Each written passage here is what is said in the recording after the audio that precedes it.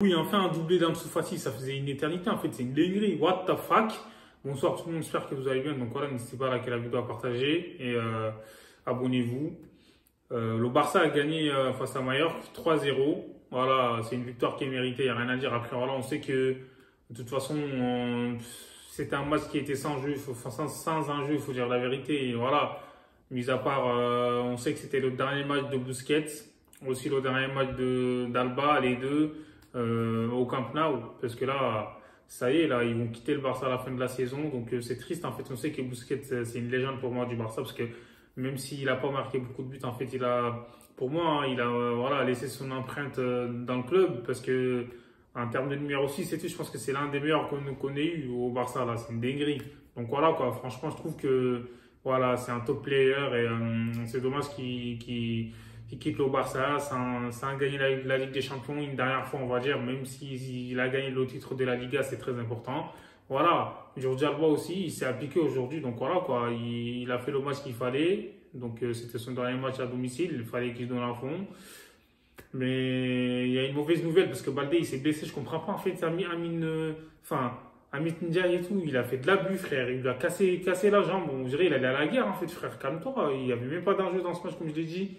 Le pauvre Baldé, en plus il jouait même pas à gauche, il a joué à droite et tout. C'est incroyable en fait. J'espère que c'est rien de grave hein, parce qu'il n'arrive même plus à sortir du terrain. On a dû le porter en fait. C'est quoi ce délire? Et, le Barça s'est retrouvé en supériorité numérique donc après un mi-temps et Ansu Fati il a marqué très rapidement à la première minute de jeu. C'est une dinguerie. Donc voilà, Lewandowski il a fait voilà, une belle passe. Franchement, je trouve que comme je l'ai dit, il a mis un beau but là. C'était magnifique. Il n'y a rien à dire. Après. Lewandowski, il n'a pas marqué aujourd'hui, mais je trouve que dans la déviation, tout ça était très intéressant. Gavi, il a fait une passe D en plus. Gavi, franchement, il a marqué encore. Et ça fait plaisir, il a marqué du gauche. Dembélé, Dembouz, il a fait une passe D. Franchement, Dembouz, je trouve que, voilà, comment dire, il est pertinent, il est là, il dribble bien et tout, il déstabilise. Il est capable de jouer à gauche comme à droite. Je trouve que quand il est à gauche, en fait, il fait plus mal aux défenseurs que Rafinha. Même si dans le dernier geste, on sait que Dembélé, il fait n'importe quoi des fois, c'est incroyable. Il est capable du meilleur comme du pire en fait. C'est un dinguerie. Franchement, Dembélé, j'espère qu'il va revoir ses matchs. Hein. Je sais pas moi. S'il fait autant d'erreurs, c'est bizarre. Normalement, il doit étudier le jeu, et étudier, enfin, voilà, regarder ses erreurs comme ça, il les corrige au fur et à mesure. Mais je comprends pas. À chaque fois, c'est voilà, le dernier geste en fait qui manque. Il faut qu'il soit plus efficace.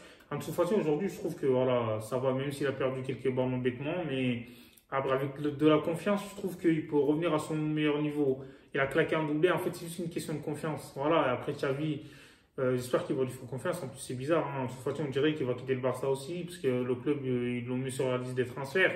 Et voilà, De Jong, il a fait un match solide, hein. Moi, je trouve un Christensen derrière, c'était pas mal. Jules Koundé.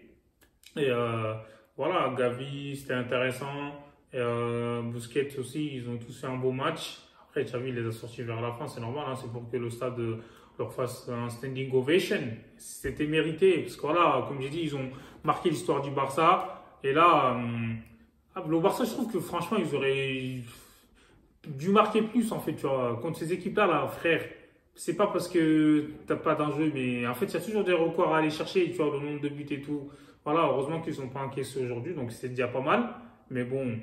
Voilà, c'était un match assez tranquille pour le Barça. Lewandowski, il a essayé de marquer, mais bon, il a pas réussi. Il a bicyclette et tout. C'était cadré, ça aurait été un joli but, mais bon, c'est dommage. Le coup franc aussi sur la barre. Et t'as Ferran Torres, là, Tocard, il est rentré, frère. Il a mis un 3 points. Il se croyait au rugby, en fait. C'est une dinguerie. Donc voilà, et, le dernier match à domicile du Barça se termine par une victoire. En plus, le Barça est resté sur 2 défaites consécutives, en fait. Donc voilà, il fallait absolument corriger le tir. Et Xavi a pu faire tourner un peu vers la fin. Et voilà, dites-moi ce que vous en pensez en commentaire. Abonnez-vous, hasta luego.